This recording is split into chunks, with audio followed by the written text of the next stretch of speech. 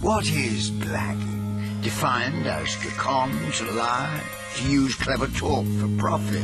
Blagging is an art few can perfect.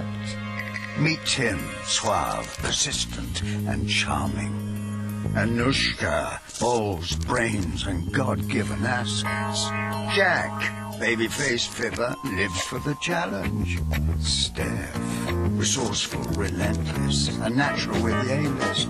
And featuring the soft, the ballsy builder who lives for the thrill. MTV Blaggers. Their names aren't down, but they're still coming in.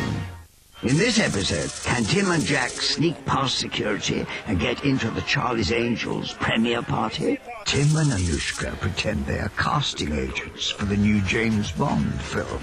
And what happens when the sock busts into the snowboarding championships? Gate crashing an A-list party is the best fun a blagger can have. Tim and Jack have heard about a private charity event where some major stars might be appearing. Can they get in, get drunk, and catch a few celebrities off their guard? How much can they get away with before they get discovered in the celebrity blag? We basically found out that Grosvenor House were going to do an antiques charity fair, and we had about half an hour to get there. Our mission for this evening is to get to the party, to get in and get drunk in 45 minutes. Time check, time check. 26. That's not bad. Who are we working for tonight? I reckon the Antiques Roadshow. Tim and I turned up and we think, right, we'll walk straight up the red carpet. So we got up the red carpet and said, we'll take your tickets, please. And we said, we don't have any, we're on the guest list. They said, what are your names? And we said, I don't know, it was called Ahead. What have you got down?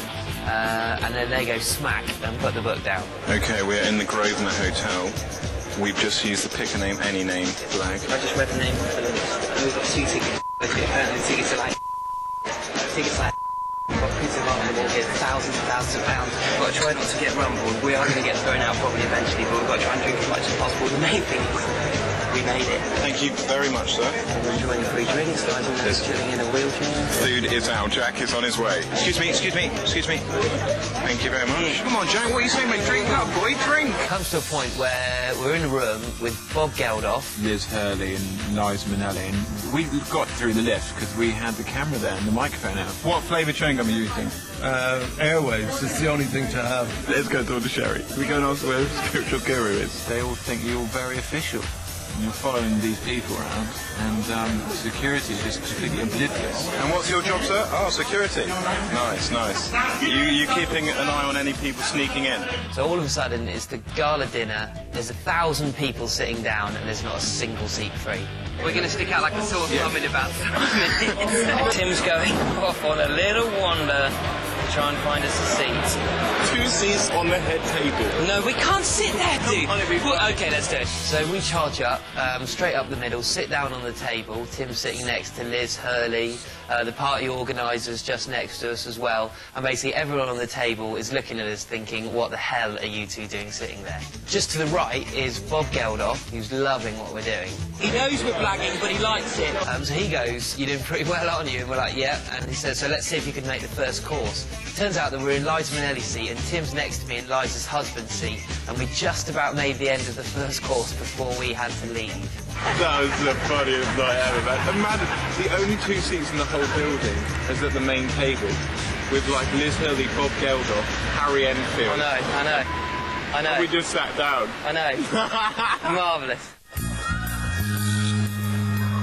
Well done, boys. Who'd have thought it, eh? Eating Liza Minelli's dinner? Cheeky scams. Still room for improvement, though. I'd have at least got to the main course. You can blag just about anything you want if you put your mind to it. Here's another blagging technique you can use. It's called pick a name, any name. Approaching door staff with a confident air and proclaiming, I'm on the list, will often make them lower their guard and hopefully lower the guest list so you can grab a quick glance at who is on it. In that split second, if you have a photographic memory and are proficient at reading upside down, you may spot a name. Just pretend you are this person when the bouncer asks you your name. And with your new assumed identity, you may be allowed into the party.